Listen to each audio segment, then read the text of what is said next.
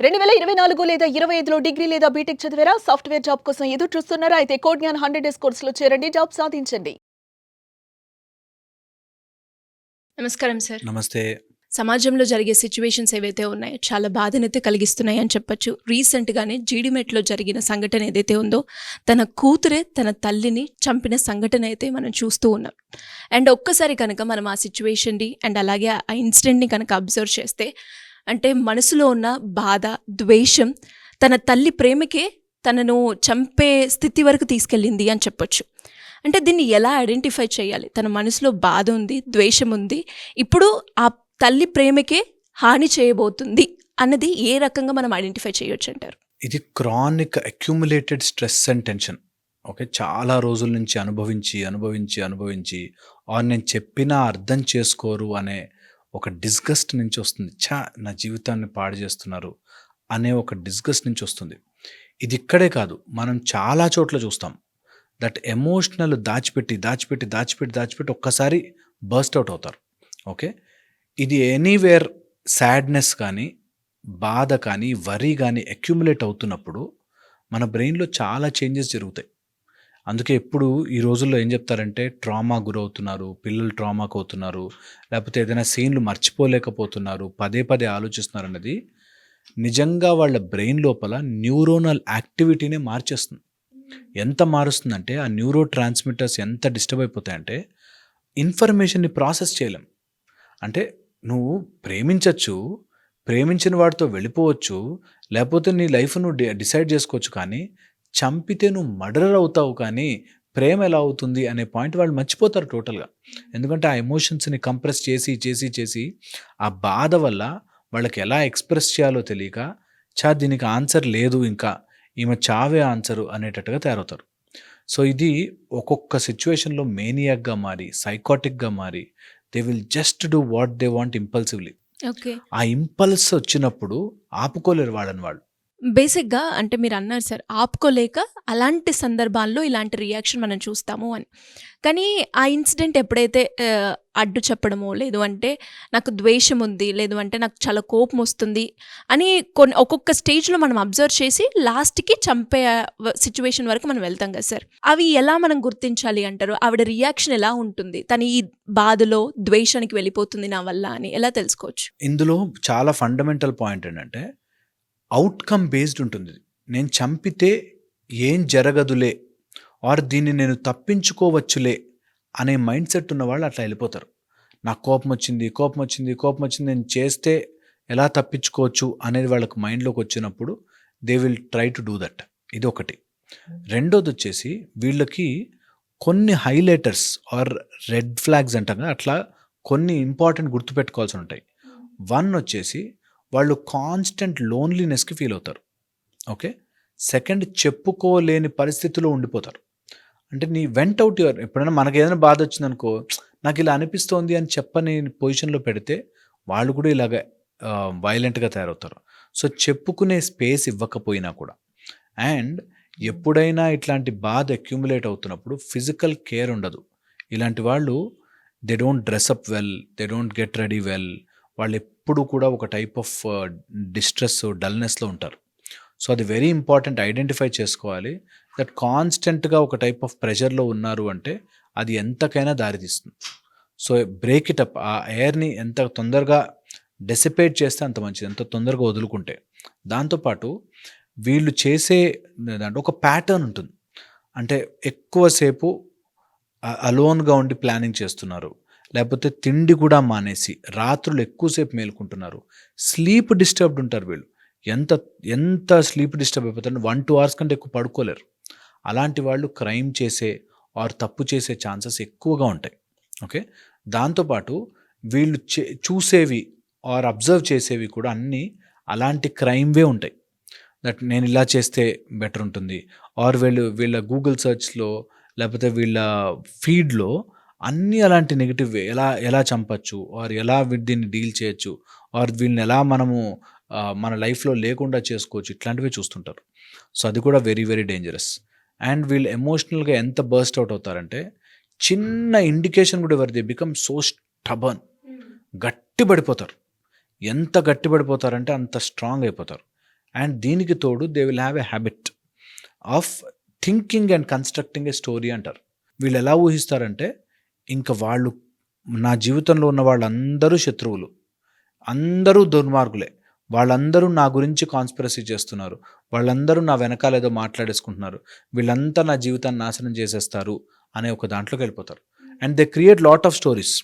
ఎలా చేస్తారంటే, చూసా ఇప్పుడు మా అమ్మ వెళ్తుందా, వాడితో మాట్లాడి నన్ను ఏదో చేయిస్తుంది, లేకపోతే నన్ను ఇలా దూరం చేయించడానికి ఆ స్వామీజీ దగ్గరికి వెళ్ళింది, లేకపోతే నన్ను ఏదో చేయడానికి ఇలా ప్లాన్ చేస్తుందని ఒక టైప్ ఆఫ్ మూఢత్వంలోకి వెళ్ళిపోయి they keep on creating stories.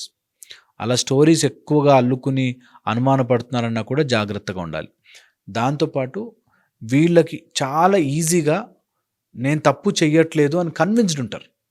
నువ్వు తప్పు చేస్తున్నావు, నువ్వు ఇలా వెళ్ళకూడదు, ఇలా ఉండకూడదు, ఇలా మాట్లాడకూడదు అంటే నేను కరెక్ట్, నన్ను నువ్వు ఆపడానికి లేదు, నువ్వే చెడ్డదానివి అనే ఒక మైండ్ సెట్లోకి వెళ్ళిపోతారు.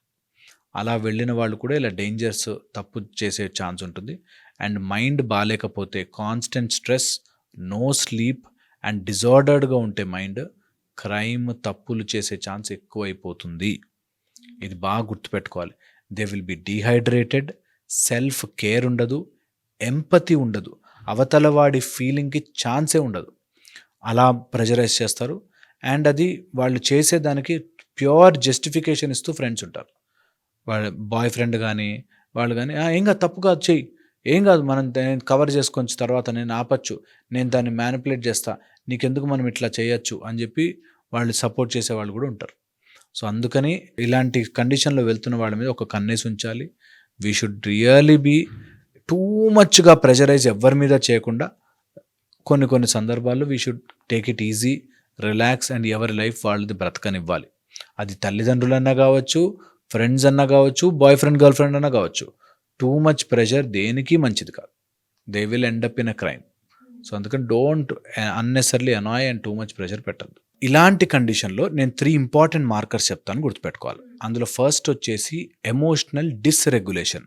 వీళ్ళు కాన్స్టెంట్గా అరవడము, కాన్స్టెంట్గా మూడౌట్ అవ్వడము, కాన్స్టెంట్గా తలలు కొట్టుకోవడము, గోడలు కొట్టడము, ఇట్లాంటివి చేస్తుంటారు. Very very dangerous. Emotional dysregulation, కోపాన్ని ఎలా కంట్రోల్ చేసుకోవాలో తెలియని వాళ్ళు 1. సెకండ్ వచ్చేసి వాళ్ళ యొక్క ఇంట్రెస్ట్లు తప్ప పక్కన వాడి ఇంట్రెస్ట్తో పని లేదు, నేను నా పాయింట్ నేనే కరెక్ట్, మిగతా వాళ్ళతో సంబంధం లేదు అనేటట్టుగా ఉంటారు. Very very dangerous. ఎదుటివాడి ఫీలింగ్ అసలు పట్టించుకోరు. వీళ్ళు క్రైమ్ చేసే ఛాన్స్ ఎక్కువగా ఉంటుంది. Okay, next and foremost thing, వీళ్ళకి లీగల్ లూప్ హోల్స్ ఆర్ తెగించేసే గుణం ఉంటుంది. మహా అయితే ఏం చేస్తారు, ఒకసారి అరెస్ట్ చేస్తారు, నాకు ఇంకా ఏజ్ ఉందిగా, నేను జూనైలే కదా, లేకపోతే నేను ఇట్లాంటి కదా అట్లాంటి కదా అని చెప్పి వాళ్ళకి ఆప్షన్స్ రెడీ ఉంటాయి వాళ్ళకి. దట్ నేను క్రైమ్ చేసినా ఇలాగ బయటకు వచ్చేయచ్చు, నేను ఇలా మర్డర్ చేసినా ఇలా ఒక 2 years తర్వాత బయటకు వచ్చేయచ్చు, అప్పుడు మనం హాయిగా ఉందాం, ఈ టైప్లో ఉంటారు. సో దే నో ఎలా సిస్టమ్ని నెగిటివ్గా వాడుకోవాలో వాళ్ళకి తెలుసు. సో అందుకని ఆ సిస్టమ్ని మనం పకడ్బందీ చేసుకుంటే తప్ప ఇవి ఆగవు, ఇలాంటి క్రైమ్స్ ఆగవు. అంటే ఒక తల్లినే తన కూతురు ఇంత క్రూయల్గా చంపడానికి పాల్పడింది అంటే తను ఏ స్టేజ్కి వెళ్ళిందో ఒకసారి ఆలోచించేలాగా చేసింది అని చెప్పొచ్చు. తను చేయడము, సపోర్టింగ్ కూడా ఎవరున్నారు తెలుసా, ఆ తల్లి అలా టార్చర్ పెట్టింది కాబట్టి ఈమె చేసింది కరెక్టే అనేటట్టుగా కూడా మాట్లాడేవాళ్ళు ఉన్నారు. నేను ఇక్కడ ఎప్పుడు చెప్తాను అనమాట, ఎంత చేసినా మర్డర్ చేయకూడదు, ఎవరిని చంపకూడదు, ఎవరి లైఫ్ని తీసుకునే హక్కు లేదు, ఎవరిని టార్చర్ పెట్టే హక్కు మనకు లేదు. సో ఆ లిమిట్, ఆ ఎమోషనల్ని బ్యాలెన్స్ చేసుకోవడం అందరికి రావాలి. సార్ ఇది ట్రామా అనొచ్చా? అబ్సల్యూట్లీ ట్రామా నుంచి, స్ట్రెస్ నుంచి వచ్చిన రెస్పాన్సే ఇదంతా. కానీ ఆ ట్రామాకి వాళ్ళు గురవుతున్నానని, ఎవరినైనా ప్రేమించేశాను, నాకు వీడే కావాలి, నాకు ఇది లేకపోతే బతకలేను అనే అంత ఎమోషనల్ సర్జ్లోకి వెళ్ళిపోకూడదు. దట్స్ ఓకే, కొన్నిసార్లు జరగవు, కొన్నిసార్లు అవ్వవు, దాన్ని ఎట్లా మంచిగా మెల్లగా దారిలోకి తెచ్చుకోవాలని ఉండాలి. లేదంటే there is legal method for it.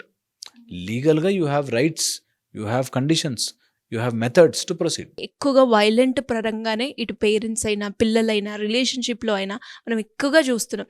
ఎక్కడ మార్పు వస్తే బాగుంటుంది, ఎలా చేంజ్ చేయవచ్చు అంటారు? అంటే యాజ్ ఎ సైకాలజిస్ట్గా అండ్ స్కూల్లో టీచర్స్గా అండ్ పేరెంట్స్ బాధ్యత, ప్రతి ఆ స్టూడెంట్స్ అండ్ భవిష్యత్తులో వాళ్ళ కెరియర్ పరంగా కూడా చాలా ఇంపాక్ట్ క్రియేట్ అవుతుంది. కాబట్టి ఎక్కడ మనం స్టెప్ తీసుకోవాల్సిన అవసరం ఉందంటారు?